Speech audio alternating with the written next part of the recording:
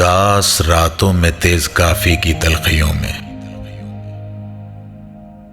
وہ کچھ زیادہ ہی یاد آتا ہے سردیوں میں۔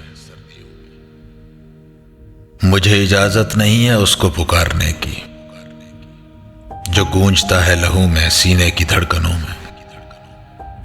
وہ بچپنا جو اداس راہوں میں کھو گیا تھا، میں ڈھونڈتا ہوں اسے تمہاری شرارتوں میں۔ اسے دلاسے تو دے رہا ہوں مگر یہ سچ ہے، کہیں کوئی خوف بڑھ رہا ہے تسلیوں میں۔ تم اپنی پوروں سے جانے کیا لکھ گئے تھے جانا، چراغ روشن ہے اب بھی میری ہتھیلیوں میں۔ جو تو نہیں ہے تو یہ مکمل نہ ہو سکیں گی،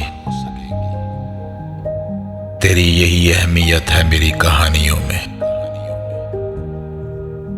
مجھے یقین ہے وہ تھام لے گا، بھرم رکھے گا۔